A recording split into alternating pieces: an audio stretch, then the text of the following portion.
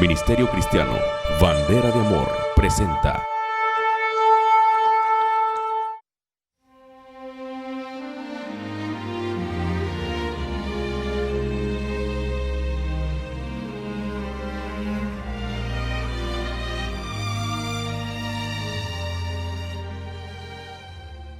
La paz de nuestro Señor Jesucristo, hermanos y amigos del Ministerio Cristiano Bandera de Amor, amor a Dios y amor al prójimo.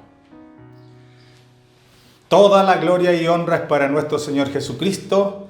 En este día vamos a plantear el tema del arrebatamiento de la iglesia. Vamos a tomar la cita de Apocalipsis 4, 1 y 2, donde dice: después de esto miré, y he aquí una puerta abierta en el cielo, y la primera voz que oí como de trompeta hablando conmigo, dijo: sube acá. Hasta ahí vamos a leer esta cita que para todos los teólogos dispensacionalistas es la cita del arrebatamiento. Vamos a ver la historia de la iglesia. Juan vio la visión que Dios le mostró. Y lo primero que vio en esta visión fue a nuestro Señor Jesucristo glorificado, ya en el espacio de justificado en el Espíritu o vivificado en el Espíritu, como dijo Pedro. Todo el ministerio terrenal de Cristo es Dios manifestado en carne, pero después que fue resucitado y glorificado empieza la etapa de vivificado o justificado en el Espíritu. Y Juan lo ve así y ve una gran diferencia entre el Jesucristo que él conoció y el que ahora estaba viendo en el capítulo 1 de Apocalipsis. Y el capítulo 2 y 3 se preocupa de narrar las 7 etapas de la iglesia en la tierra. Hay una sola iglesia que empezó el día de Pentecostés y terminará con el arrebatamiento, pero de Pentecostés al arrebatamiento hay 7 partes en que se divide el tiempo de la iglesia. Y la primera está representada por la iglesia de Éfeso. Cabe connotar que estas iglesias, Éfeso, Esmirna, Pérgamo, Tiatira, Sardo y Filadelfia y la Odisea, eran iglesias reales, iglesias geográficas. Las ciudades existían y existen con otros nombres ahora, pero existen y existían esas iglesias locales. Y el Señor manda este mensaje a esas iglesias locales, pero toma a esas iglesias locales para ilustrar con cada una de ellas un periodo diferente de la iglesia en la tierra. La primera, como decíamos, es Éfeso, la iglesia deseada. ¿Por qué la iglesia deseada? Porque fue una iglesia sembradora que cumplió y la que tomó con más fuerza, con más obediencia el mandamiento de la Gran Comisión y evangelizaron sin los instrumentos modernos que tenemos ahora, evangelizaron todo el mundo conocido porque aún no se había descubierto América. Este periodo dura desde que empezó la iglesia en Pentecostés hasta el año 100 más o menos. De ahí empieza Esmirna. La palabra Esmirna significa amargura y simboliza el periodo en que la iglesia fue más atrozmente perseguida. Desde el año 100 hasta el año 313 fueron perseguidos por 7 emperadores continuamente. Y fue una masacre muy grande. En el primer periodo de la iglesia, los primeros 70 años, murieron unos 40.000 hermanos, 40.000 mártires tuvo la iglesia, pero en la segunda etapa murieron muchos más. Luego la iglesia de Pérgamo, la iglesia que se casó con el imperio. Pérgamo significa muy casada. Y se casó con el imperio, se unió con el imperio y fue del año 313 al 590 más o menos.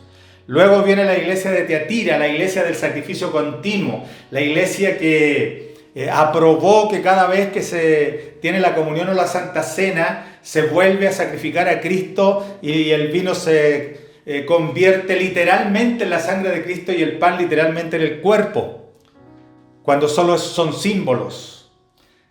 Esta duró, esta iglesia mezclada duró del 590 al 1517, donde se levantó la iglesia de Sardis. Sardis significa escapados.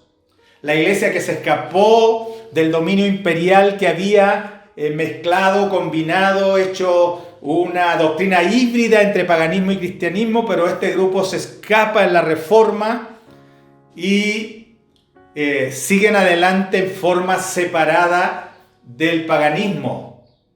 Esto fue de 1517 al 1790. Por el año 1790, 1800 empieza la iglesia de Filadelfia, la iglesia ideal, la iglesia del amor fraternal. Esta dura desde ese año 1730, 1790 al 1900 más o menos. Y esta es la iglesia que recupera la llave, la iglesia de los 7 periodos de la iglesia. El mejor tiempo es la iglesia de Filadelfia. Es la iglesia que Cristo viene a buscar, porque le dice que tiene una puerta abierta, haciendo contexto con Apocalipsis 4, donde se abre la puerta en el cielo. Es la iglesia que ha guardado el nombre. Es la iglesia que tiene buenas obras, que aunque tiene poca fuerza de logística material, pero tiene el nombre y no ha negado el nombre, sino que ha seguido predicándolo contra toda inconveniencia. Y luego está la Odisea, el derecho del pueblo, donde habrá mucha revolución social, todo el mundo reclamando sus derechos y los derechos de los demás. Y esto empieza alrededor del 1900 hasta que el Señor recoja su iglesia. Estos son los 7 tiempos de la iglesia. Estamos ahora en el tiempo de la Odisea. Y la Odisea tiene mucho que ver con las profecías que se dieron para antes del fin. Muchas de las profecías que aplican a Israel también aplican a la iglesia, porque el arrebatamiento de la segunda venida solo se separa por 7 años, están muy cerca, entonces las profecías se alcanzan. Como por ejemplo, el Señor dijo en Mateo 24, en Marcos 13, en Lucas 21, dijo: mirad que nadie os engañe, porque vendrán muchos en mi nombre diciendo yo soy el Cristo, y a muchos se engañarán. En este tiempo hay muchos engañadores, porque el tiempo está cerca, el tiempo de la segunda venida del Señor, pero más cerca está el día del arrebatamiento de la iglesia.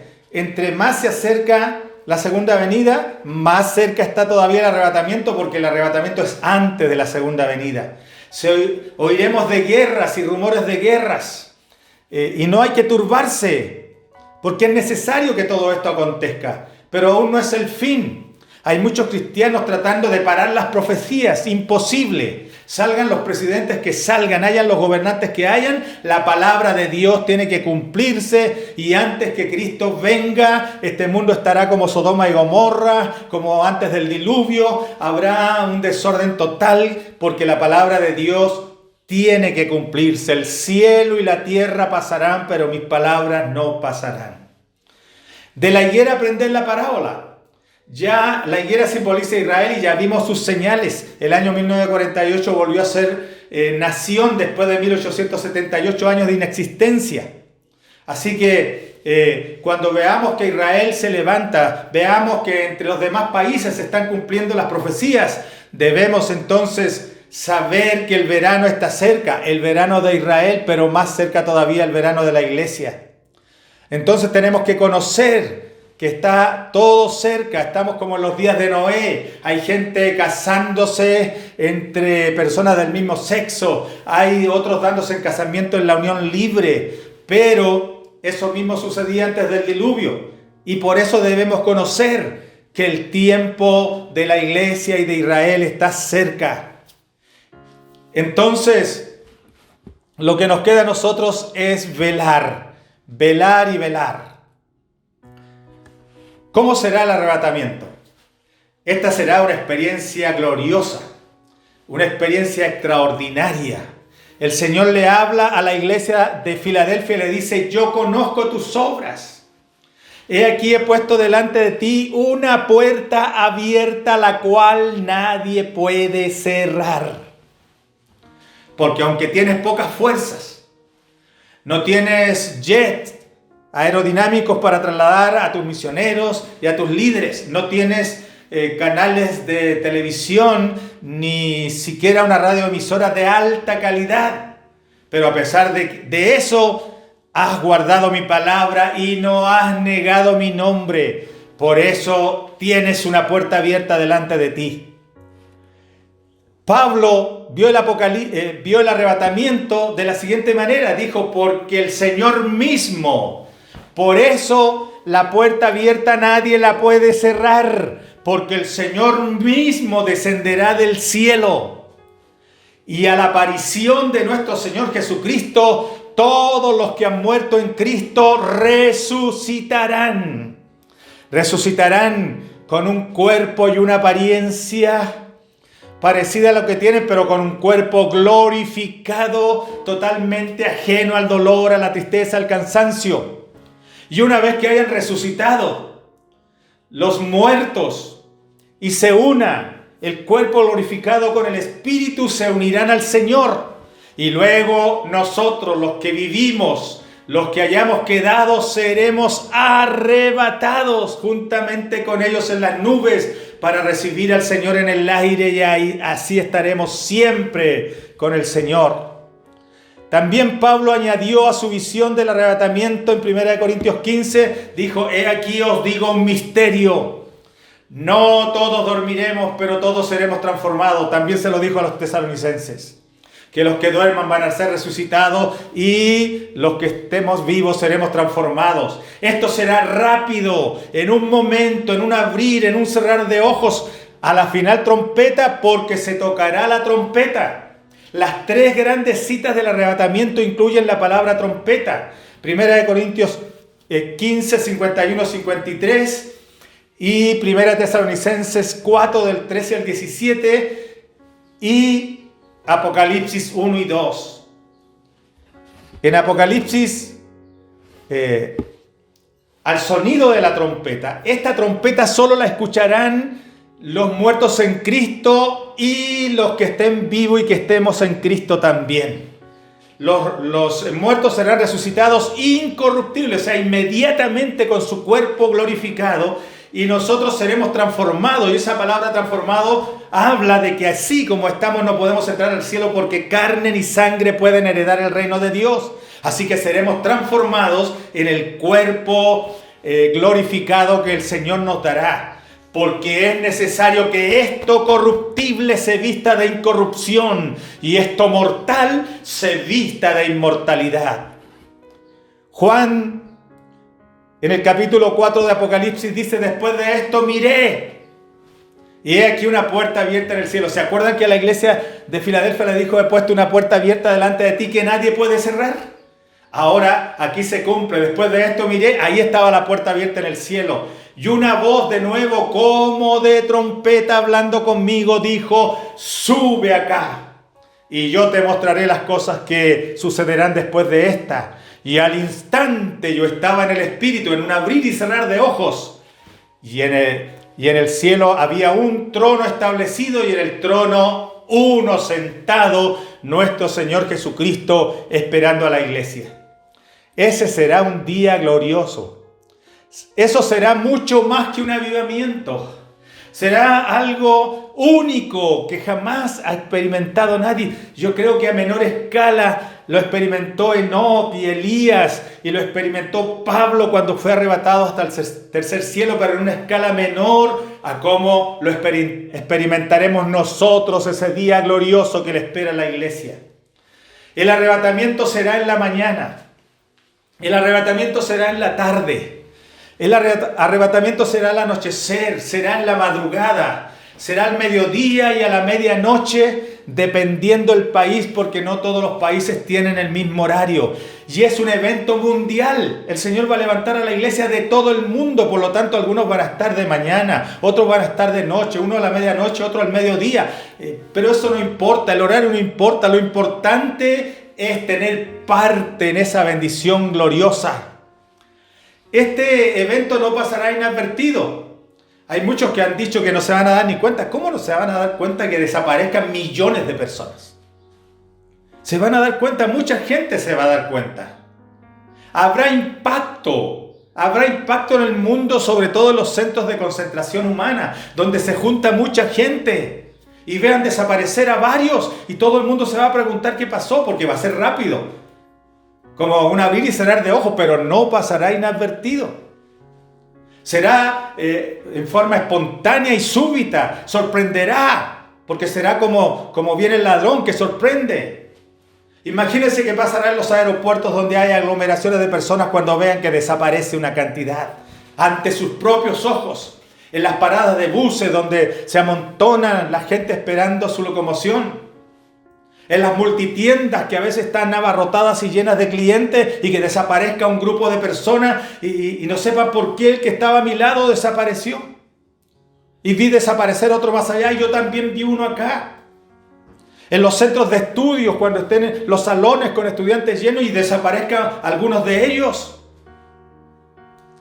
En los aviones, cuando un pasajero se dé cuenta que el que va al lado desapareció y llame a la azafata y decirle, mire, había un señor aquí al lado pero desapareció. Y otro desapareció para allá y más grande va a ser el impacto si es el piloto. Va a ser algo tremendo. En los buses lo mismo. Provocará accidentes porque si es el que va conduciendo el autobús, algo va a pasar. Imagínense ustedes en los cementerios. Los que estén en los cementerios y de repente vean que de las tumbas salen los cuerpos volando hacia el cielo. Imagínense los que estén haciendo un velatorio y que el que haya fallecido sea un cristiano que está en Cristo y de repente vea que se sale el cajón y se va. Será un impacto, será algo tremendo que va a suceder. Y ahora, no tan solo en esos lugares, también en los templos, en nuestros templos, donde haya visitantes no bautizados, donde haya cristianos mal convertidos que no se vayan en el arrebatamiento y esté congregada la iglesia y vea que la mayoría se va. Va a ser un impacto grande. La gente y los medios de comunicación empezarán a especular sobre lo acontecido. Hablarán de extraterrestres, de naves espaciales, tratarán de explicar el fenómeno los científicos, pero todos van a olvidar pronto el asunto, porque aparecerá el anticristo que los hará olvidar todo eso porque traerá un nuevo tiempo al mundo. Así que sí va a causar impacto, sí va a ser glorioso. Los familiares de los creyentes, cuando vean que papá, mamá, alguien de la familia o varios se fueron, van a entender que el arrebatamiento ha sucedido. Entonces, hay que estar preparados. Hay que estar preparados porque Cristo viene pronto. ¿Quiénes se van en el arrebatamiento? Los que han creído. Esta es palabra de Dios. El que creyere y fuere bautizado será salvo. Sin fe es imposible agradar a Dios. Así que ese es lo básico. Para empezar a ser cristiano hay que creer. Marcos 16:16. El que creyere y fuere bautizado. ¿Quiénes se irán? Los arrepentidos.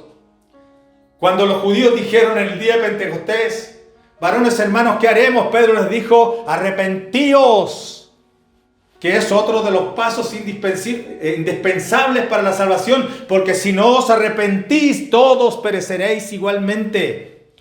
Los convertidos, Hechos 3, 19 y 20, así que arrepentíos y convertíos para que sean borrados vuestros pecados. Los bautizados, Hechos 2:38, varones hermanos, ¿qué haremos? Arrepiéntanse y bautícense en el nombre de Jesucristo para perdón de pecados. Entonces tenemos que se irán los que creen, los que se arrepienten, los que se convierten, todo junto, no solo un requisito de esto, todo junto. Los que se bautizan en el nombre de Jesucristo. Hay mucha gente negando el bautismo, diciendo no es necesario, no hay para qué, no es un mandamiento, no es un requisito, es optativo. falso. ¿Por qué desmienten a nuestro Señor Jesucristo? Si Él mismo dijo, el que creyere y fuere bautizado. Él mismo dijo en Mateo 28, 19, id y haced discípulos bautizándolos. Si no se bautiza, no es discípulo. Entonces, lo primero que hicieron los discípulos después de el inicio de la iglesia fue bautizar. ¿Por qué desmienten el bautismo que corresponde a esto? Nos salva, que sí nos salva. No, el bautismo no es un mandamiento de la ley.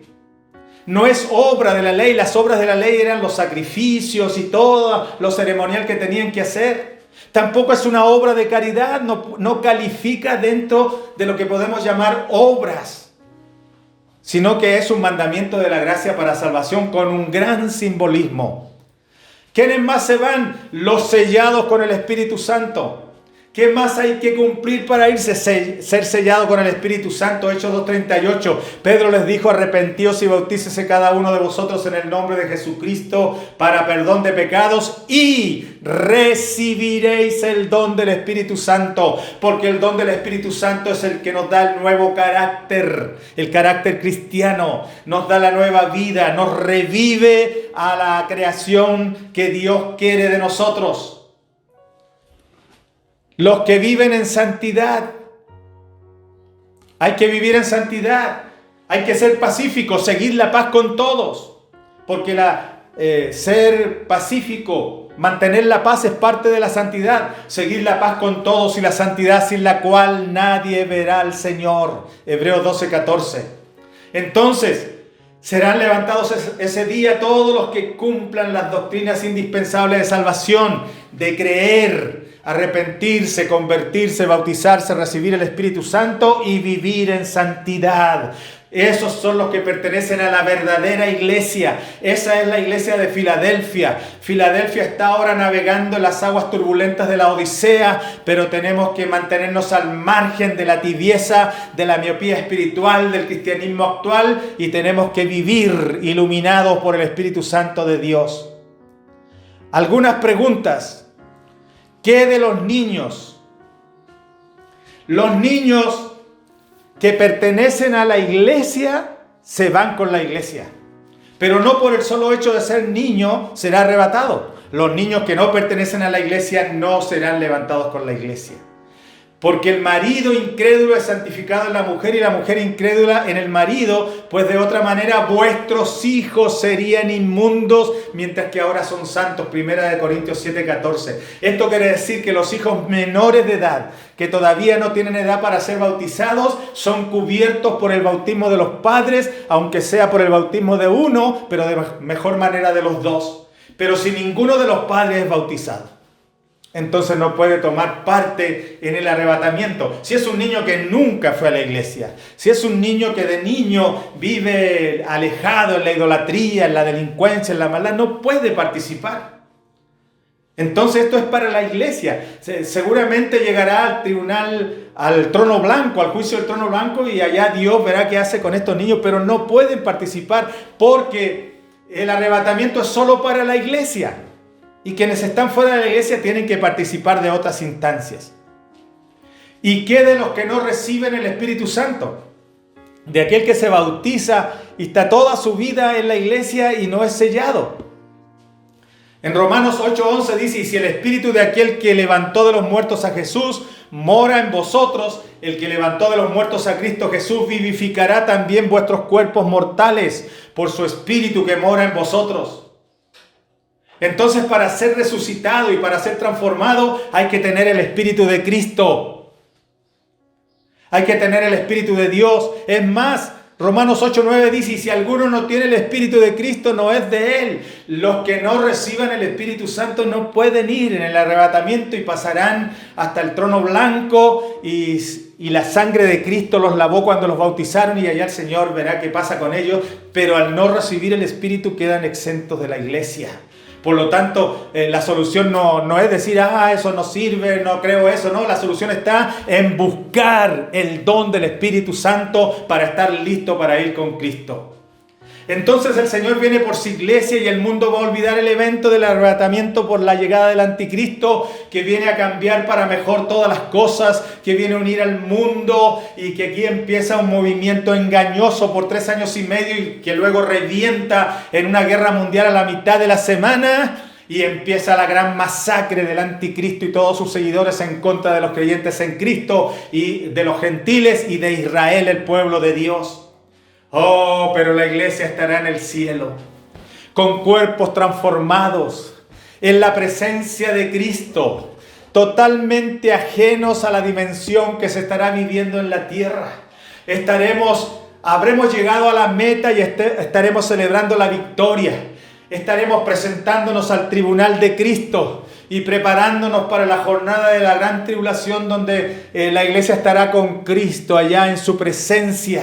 Estaremos esperando las grandes victorias de Cristo en la segunda venida y para participar también del milenio, lejos de todo peligro y ajeno a todo riesgo de que esa bendición se nos pierda. Entonces, hermanos, Cristo viene por su iglesia en un momento, en un abrir y cerrar de ojos, como el relámpago que aparece en el oriente y desaparece en el poniente. Así será el arrebatamiento. Habrán 2 en el campo y uno será tomado y el otro será dejado, que quiere decir que en el mundo la iglesia verdadera se va y la falsa se queda. 2 mujeres en un molino, la iglesia verdadera se va y la falsa se queda. Usted y yo luchamos por algo, para estar en la verdadera, así que hay que seguir fieles al Señor, porque el arrebatamiento de la iglesia está más cerca de lo que pensamos. Que Dios les bendiga en grande manera. Bandera de amor, amor a Dios y amor al prójimo.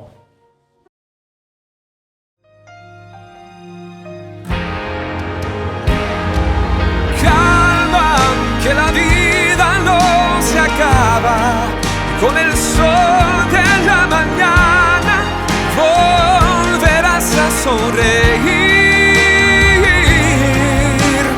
Calma, nunca pierdas la esperanza, Dios permite